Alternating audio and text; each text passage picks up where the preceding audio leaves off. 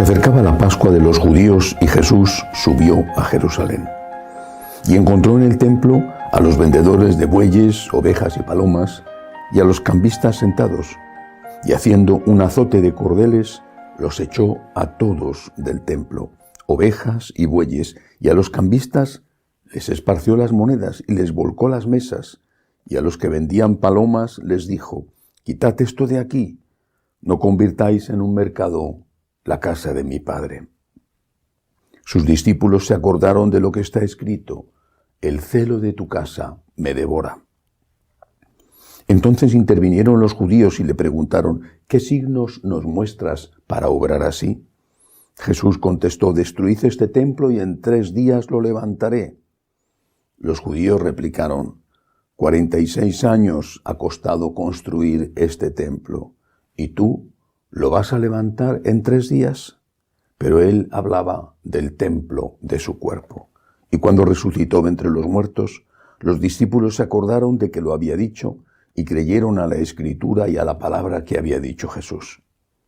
Mientras estaba en Jerusalén por las fiestas de Pascua, muchos creyeron en su nombre, viendo los signos que hacía. Pero Jesús no se confiaba a ellos, porque los conocía a todos y no necesitaba el testimonio de nadie sobre su nombre, porque él sabía lo que hay dentro de cada hombre. Palabra del Señor.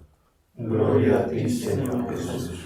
Es la escena de la purificación del templo de Jerusalén. Una escena que hay que verla con detalle. En primer lugar, Jesús no usa violencia contra personas. En ningún momento dice que golpeara a la gente. Posiblemente se limitó a espantar a los animales y sí dice que derribó las mesas donde hacían los negocios los cambistas. Por tanto, este pasaje, este momento de la vida de Jesús, no puede usarse de ningún modo como una justificación del uso de la violencia con motivos de justicia y menos con motivos de purificación de la Iglesia, de la religión. La violencia puede ser utilizada en casos extremos, por ejemplo, la legítima defensa. La Iglesia ha tipificado desde antiguo estas situaciones límite, pero no puede ser utilizada para justificar o para llevar a cabo aquellas cosas que a uno le parece que tiene que emplear. Para eso están los tribunales. Aparte de eso, el tema aquí es la cuestión de la purificación de la religión. Salta a la vista algo siempre que pensamos en ello. Por ejemplo, los casos de pederastia, los casos de corrupción económica, que si la compra del edificio lujoso en Londres, las cuentas bancarias en Suiza.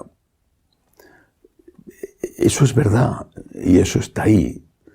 Por desgracia forma parte del factor humano y por lo tanto el pecado va a estar siempre ahí. Por desgracia, eso no significa que no haya que combatirlo, que no haya que luchar para evitar ese pecado, incluso aquellos pecados que son delitos, como el abuso de los niños o como los casos de corrupción económica.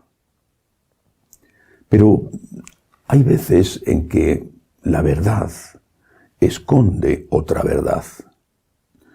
La verdad, que son estos casos llamativos, gravísimos, esconde otra verdad que puede ser difícil de hacer comparaciones, que puede ser tan grave como la otra, aunque sea muy diferente.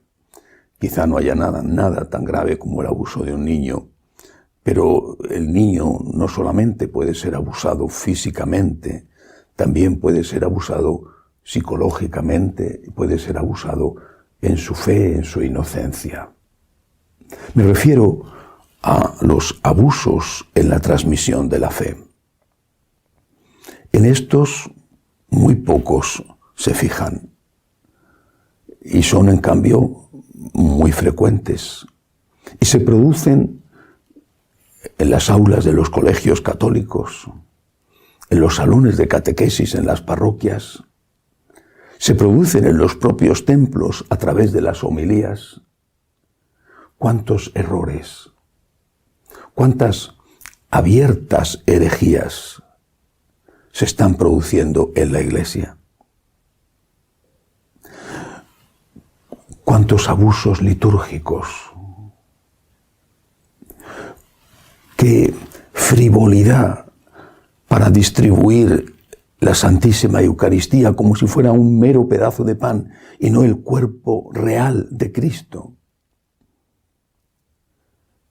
Hasta obispos, por ejemplo, el presidente de los obispos alemanes, dicen públicamente que van a dar la comunión a los protestantes y no pasa nada.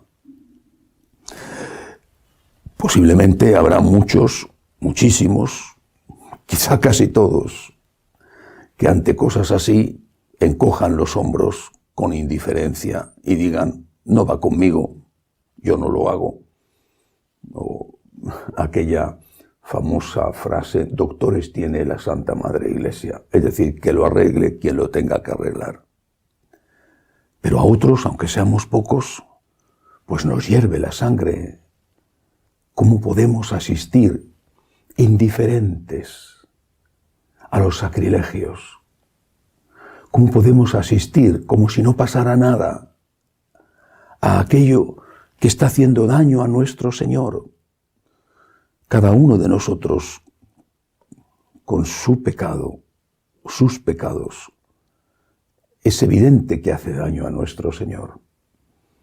Pero no me refiero a eso, con lo cual, repito, tenemos que luchar cada día.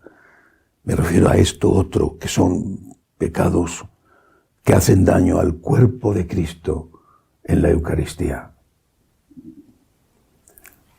Creo que ese celo que demostró Jesús, purificando el templo, hace falta también hoy, no con violencia, ni violencia verbal, ni violencia física, pero sí con insistencia y con claridad, con eso que se llama, y que el Papa Francisco reclama tantas veces, que se llama parresía, la valentía de hablar, asumiendo las consecuencias por decir aquello que alguien alguna vez tiene que decir.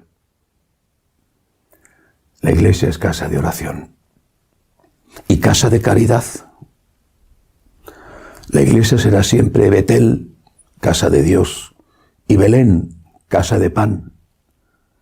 Casa de Dios y casa de pan. Casa de oración y casa de caridad. Cuando nos olvidamos de esto, de una cosa o de la otra, cuando nos olvidamos que la misión primera de la Iglesia, aquella por la cual su fundador la creó, es dar gloria a Dios, llevar los hombres a Dios y llevar Dios a los hombres. Es llevar a los hombres el pan de la palabra, el pan de la Eucaristía y en la medida de lo posible el pan nuestro de cada día. Es llevar Dios a los hombres, llevar los hombres a Dios. Cuando nos olvidamos de esto, y en nombre de la moda, de lo políticamente correcto, de no querer incomodar a los que mandan, de pensar, y no entiendo cómo pueden pensar eso, que adaptándose al mundo la gente va a venir a la Iglesia. Y digo que no entiendo cómo pueden pensar eso porque las iglesias que están cada vez más vacías, cuanto más se adapta uno al mundo, y no es solo por la cuestión de la epidemia. A pesar de eso insisten e insisten en la adaptación al mundo, en rebajar las exigencias, en hacer lo que sea para que no nos critiquen por ser anticuados o por ser muy exigentes, por ser de otra época. El celo de la casa de Dios nos tendría que devorar, como devoró a Jesucristo, sin violencia, ni verbal ni física, sin insultos, sin agresividad, pero con claridad y con firmeza. Cristo es Dios.